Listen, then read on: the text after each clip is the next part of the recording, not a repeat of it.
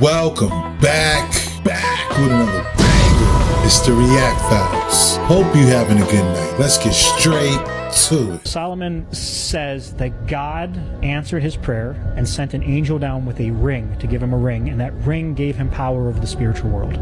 And Solomon uses it in what seems to be an attempt to help humanity.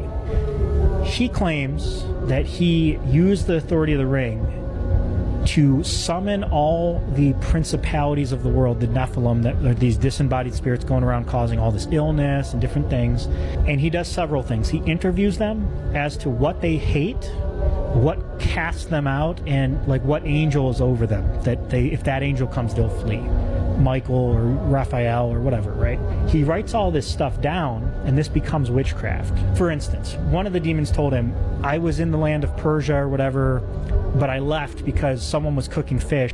A fish gallbladder burning over an open fire drives me nuts. It's like putrid to me because I'm a water-based demon, and something like we don't smell burning things underwater, and so seeing it in the open air just makes me want to vomit, and so I left. Solomon's like, that's interesting information. I'm going to write that down. So if you want to repel a water demon, burn the gallbladder of a fish over an open fire in the month of June on a full moon or whatever. And that became a spell, which is where witchcraft comes from. Does that make sense? It does. The pentagram they use in their prayer circles is an homage to the Ring of Solomon. Solomon called it a prayer circle. He used to use the names of God, Adonai, and different powerful names of God to keep the demons from getting to him while he's playing these games with them, interviewing them. He would summon them, milk them for information, forcing them to comply with the ring, and then basically saying, okay, you go over here. He would enslave them to build the temple of God. That's why they think all these rocks, the pyramids and stuff were built by these types of things. So the Masons come out of this as well. One of the highest ranking demons that Solomon enslaves to be a worker in the temple, he makes him a stone cutter and a mason, which is where the Masonic order seems to come with this demonic. Does that make sense? It's like all tied together. So Solomon summons all these guys, writes down a list of everything they hate based on starts to categorize and map out the spiritual world for the sake of humanity being able to control them. Because at this point, these things are running around tormenting the world. Solomon's trying to get a hold of it. So he's basically the sorcerer supreme, if you think of it like that. But he realizes that you can enslave the entire spiritual world if you get their bosses. They have to follow. And now you've cleared the world of demons, and guess what he trapped them in? What? A brass vessel, a lamp. This is where the legend of genies comes from. It's also the idea of Pandora's box. All the evil of the world trapped in one little bitty vessel, right? He throws it into the lake, drowning them. The world prospers. His kingdom prospers. Everything's good. No evil, no wars, no nothing. Humanity, hearing the legends of this, start trying to dive the sea to figure out how to get this lamp back up so they can release these things so that they can manifest. This is like literally manifestation. That's why it's so dark and deep. Very ancient roots to these things. They want stuff. These things have power, and while they were horrible and tormenting us, they also gave us what we wanted if we worshiped them, right? So they opened Pandora's box. Solomon's still in control because of the ring, but at this time, and this is where Balaam comes back in, guess what they did to trip up Solomon? They sent a woman to cause him to fornicate, who forced him as a literal prerequisite to sleeping with him. You have to worship my foreign god. They always try to get God to punish us through our sin because they can't curse us because of the authority we have in Christ. So they released Pandora's box. Solomon's still in control, but now he's being tempted to, if you want to marry the queen, I think it was the Queen of Sheba, you have to worship Moloch. So he sacrifices to Moloch, and he said the second he did it, I immediately felt the Spirit of God depart from me. Said as I continued to do it, I felt it completely abandon me, and I became the sport of the demons I once controlled. Spent the rest of his life tormented by demons and giving into all these different things. Now that God wasn't protecting him, he became a master of witchcraft to try to force these things to not be able to. He tried to take it into his. It's like, God's abandoned me. They're going to kill me. They're going to ruin my life. I have to figure. And so he comes up with all these spells he wrote. I remember so and so said he hates gallbladders. And so he started, get me 3 gallbladders of this, and he basically became a sorcerer in order to ward off the demonic world, which is now at his doorstep. And this is the birth of witchcraft. Solomon really perfected the art of the modern occult through his desperation to ward off the spiritual world after God left and abandoned him. Shout out to Dr. Cochini, aka The War Within, explaining the birth of witchcraft, saying it started with Solomon. That's crazy. It's interesting because I never heard this version before. Looking at it through this lens, Solomon seems like Doctor Strange. It's Billy Carson, aka Forbidden Knowledge.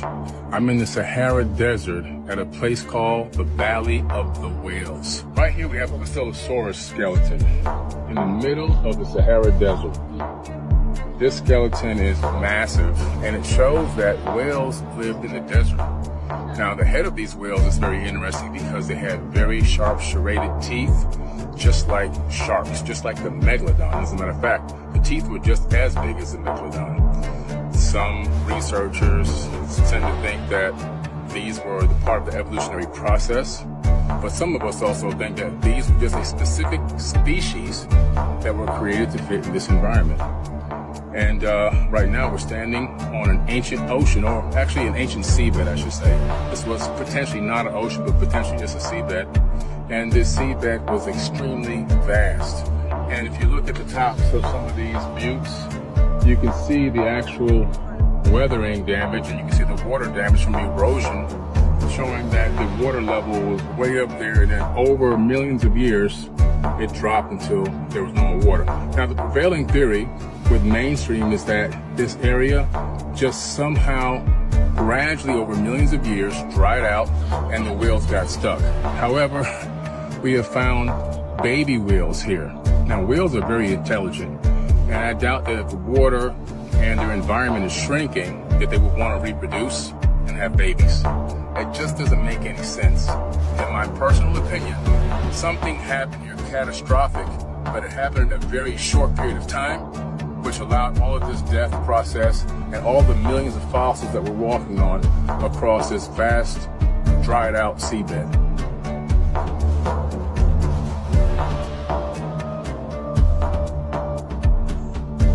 If you haven't heard about this yet, people are now starting to hear these really scary and loud noises all across the sky all over the world, but scientists still do not know what they are. So these bizarre skyquakes are being heard around the world, but scientists have yet to uncover what they are. I'm gonna show you the full video in just a minute so you can hear it for yourself, but they're saying that there's a lot of potential theories to what is going on, but there's not a definitive answer, so nobody knows. Scientists have considered that the booms may be meteors exploding in the atmosphere, military testing, or even related to storms or earthquakes. However, people are hearing it without storms or earthquakes. Even though everybody's calling these skyquakes right now, seismologists are unsure whether tectonic activity and these sounds are even linked in the first place. And then if you want to hear what I'm talking about, this is the video. Strange sounds are being heard around the world. In Sweden, this sure sounds like a trumpet. In Michigan, another trumpet-like sound. Obviously, like I said, scientists have not been able to figure out what exactly that is yet, but I will keep you updated, so make sure you add me and come back. Shout out to Nick Jackson. What a crazy phenomena this is. Skyquakes, as they call it. Some are saying it's the trumpets and he's coming back. Some say it's meteor showers. Definitely got to keep an eye on this one. Hey, it's Glamham. You've heard about the people in Florida whose cars won't start. This lady wrote to me and said it's happened before and that even her oven wouldn't work after a storm. And I've seen people saying that they can't even get their paychecks. Additionally, this is the GPS jamming map. Not surprisingly, you can see GPS jamming where there's wars happening. But why was this part of the US having GPS jamming? Tried to overlay a map. It was kind of tricky, but there's the area. If this means something to anybody, let me know. And there's the dates that the GPS jamming was happening, which has been during Hurricane Helene. I also put up a video about a very unusual plane patterning that was happening prior to Hurricane Helene. and just the very creepy area that it happened to be. I don't know. Is it possible? Surveillance, you would think, would be one pass. This was multiple passes. Is it possible they were putting something to prevent anything? For example, could they have been putting something up there to draw the storm away from the town?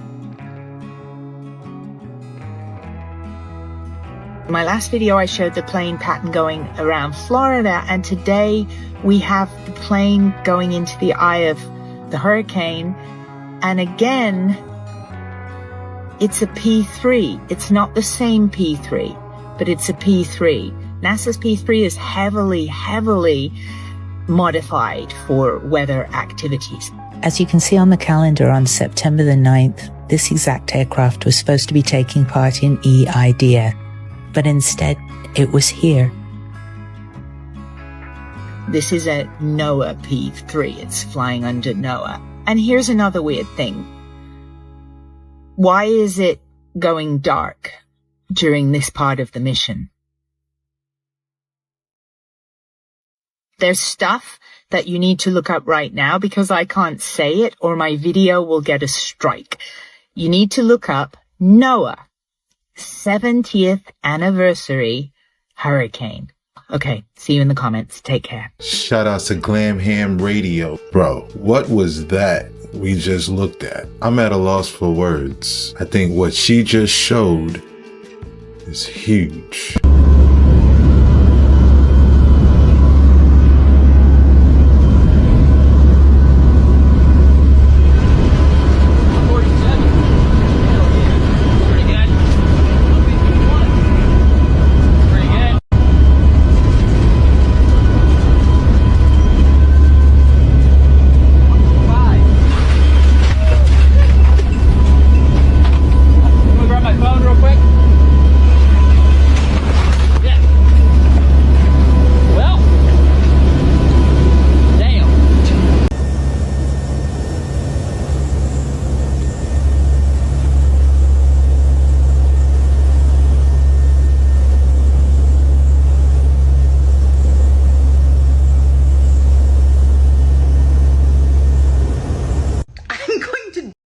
It's Zone A, mandatory evacuation. Listen, I didn't evacuate. I can't drive, first of all. Second of all, the airport is closed. Third of all, the last time I evacuated for a hurricane, I went to my mom's house in Northport. Her whole street flooded and we were evacuated after 3 days without power and food or running water by the US military. It was very traumatic. And so I don't want to evacuate to my mom's house because the last time I did that, it was the worst time ever. Shout out to Caroline Calloway. Please be safe out there. Please keep us posted. So I have to show you guys something extremely odd that I noticed looking through multiple radars last night. And right before we do that, this is the storm surge. It powered back up to 5 and it's powering up, and that's 10 foot, and they're calling for 15 foot. So I was looking through a whole bunch of different radars, and the hurricane was not even showing up. I screenshotted it, and then today I saw someone in the comments saying it wasn't showing up on their radars either. Anyways, right here I want to show you there are multiple fronts over and over and over again, going about 1,000 miles. And we've had some very weird looking skies in Florida, obviously including what I've been showing y'all. People are even saying the lightning does not look normal. I don't think so either. And that is from Milton. I forgot where it's recorded from. Let's continue. Besides a whole bunch of cars not starting, even my friends there and other people who are reporting to me from the area, as well as gas stations not having fuel in Florida, there was just a massive evacuation in a Florida airport in Miami. What's going on? Go, all the way down. Yeah. What's going on? I don't know what's going on. And I was just a security worker who did not know what was going on in this airport. Then CBS News comes out and says a suspicious item. Suspicious indeed. Here's Milton an hour or two ago, of course, as a fisheye lens. But then I came across something weird. There was a movie in 2004 called Category 6. And of course it's about a huge hurricane forming in the Gulf and mixing with a tornado by Chicago. The crazy thing about this though is I saw a guy who was having a conversation with ChatGPT, and he was asking him about this movie basically, and ChatGPT said that the hurricane's name was Milton.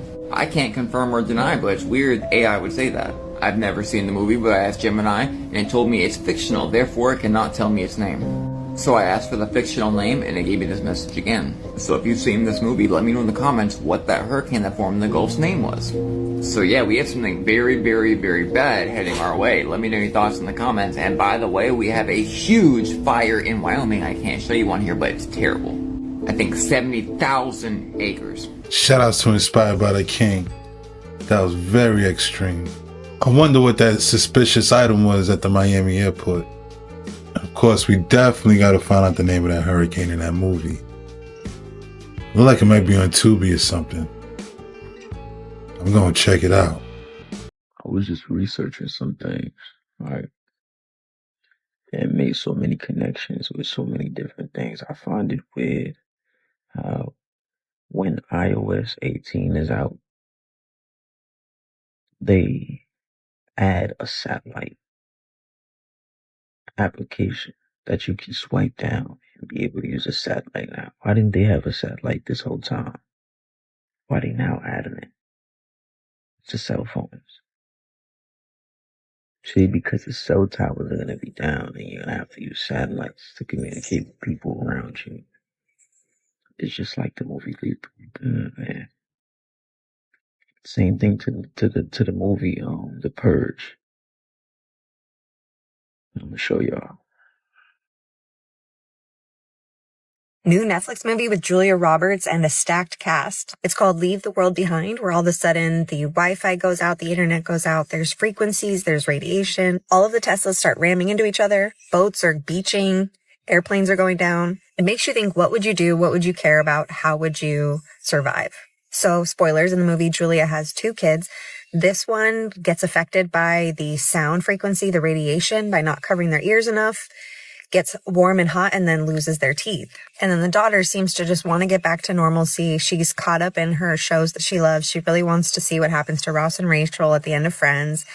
And she's wearing a NASA shirt. That's just ironic. But the real plot of the story is when these two are talking. So he finally gives insight that he knew this was coming because he had a client that mentioned, and he said, I can't say the client's name, but he's big in business, almost like a celebrity. You'd know him if I said it. He's funny. But that businessman said, oh, I'm leaving for a trip to go with all the other people that make the decisions in the world. We're going to be leaving for a bit.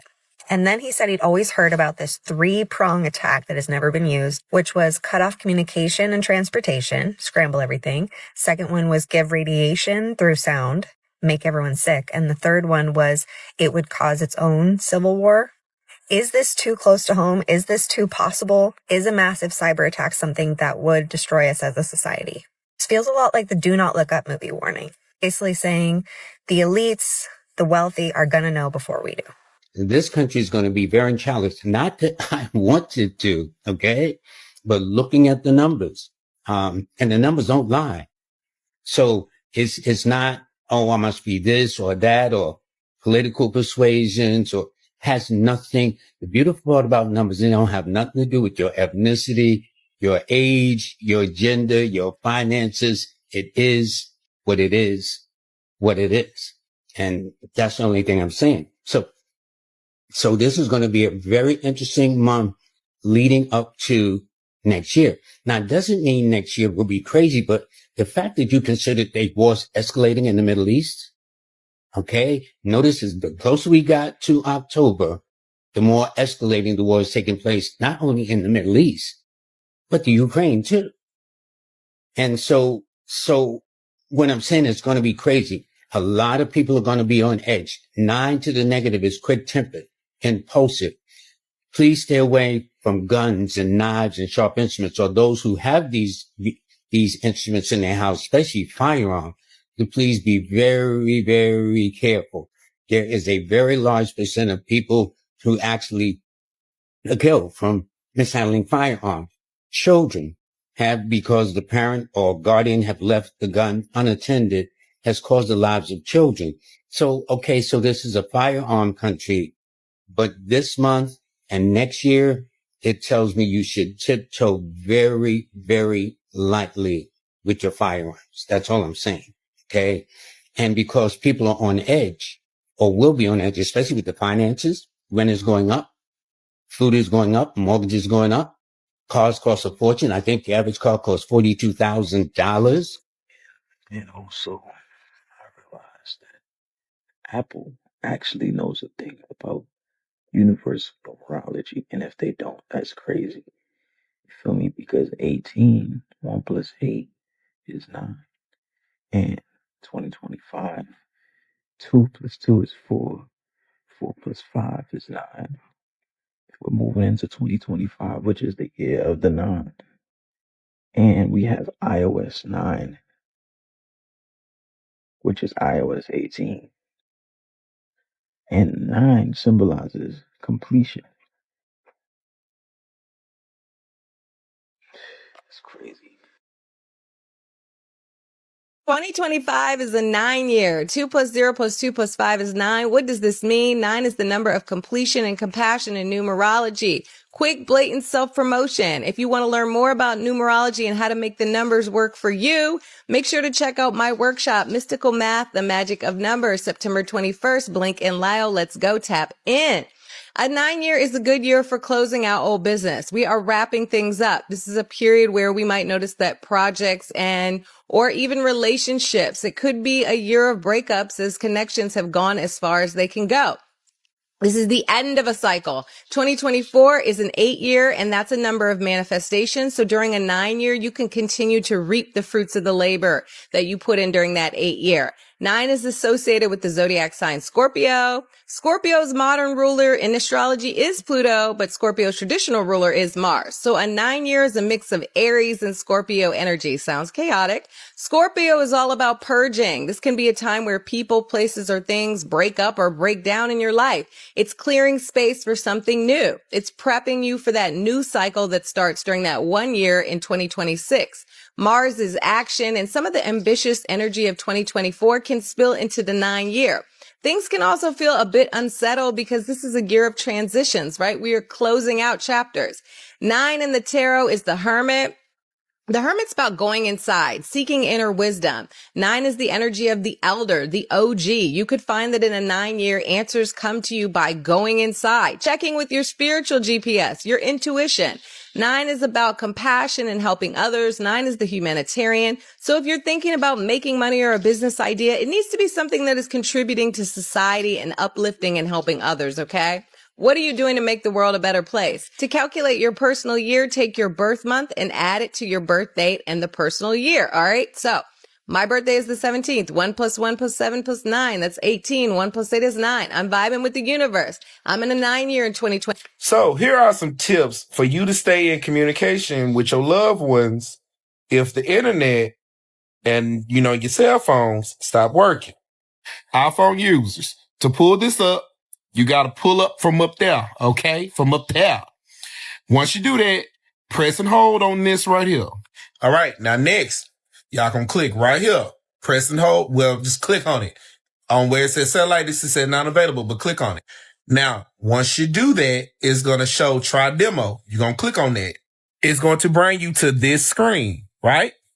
All right. It says try connecting to a satellite, making sure you're outside. You can use the satellite connection when Wi-Fi and cellular aren't available. So what you're going to do is you're going to try connecting to a satellite and it's going to bring this screen up. So it's going to say try to get a clear view of the sky. Now you got to be outside for this. All thing you're going to do is going to show like a little satellite. It's going to show you where a satellite is and you're going to have to point your phone in the direction where it's telling you to go to. And when you do it, it's going to say connected to satellite. Now you'll be able to use that satellite to send off messages and basically they'll be able to find your location. You see how shit. I mean, hey, it ain't turned on, but it was able to pull me up. So guess what? If we out in the wilderness and everything and, the apocalypse is going on, and hopefully those satellites still be working by that time. So let's get this shift, y'all. The energetic shift. Let's do it. This here. Shout outs to Knowledge Spooks with that montage of valuable information. I did not know that the iPhone could do that. Connect to a satellite? Scroll up, it's right there. Yo, that was dope. Good looking out on that one. I need you guys to be honest with me. How many of you guys purchased Oreos for Hurricane Milton and Helene? Because you're going to want to see this. I know people grab foods like this, y'all. But did you know this isn't a microscope, all right? Different situations. You see them on top of the Oreo. Now let's see what you see when he cracks it open. Look at that, y'all. This is in between the frosting, the filling. What makes the Oreo stick together. Look at that. That's in the filling, the frosting. These little bugs. You can't even see it. You think it's a crumb, y'all. And then he crumbles it up. He crumbles it up. Puts that underneath the magnifying, and you see these little white. What is going on, y'all? You see, at this point in time, what aren't we eating? What aren't we eating at this point in time? We find out we're eating bacteria.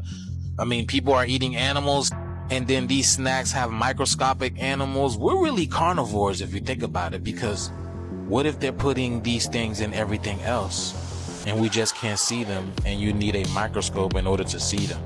Let me know what you guys think about this video. But yeah, I just want y'all to know, if y'all got Oreos, yeah, this is what you're looking at. But this video is strictly for entertainment purposes only, y'all. I am only raising awareness to these very interesting situations during these interesting times. Let's get it. Peace in. Jesus, help me! Lord God, it was Jesus! Holy... Yes! Baby! Oh, I'm hungry! Help me! Ah, you're here! Oh! No! Kill me! Ah! Hi. Mother! You're currently being recorded. I love you.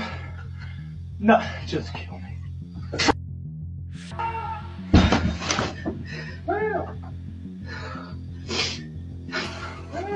That is happiness, Leah.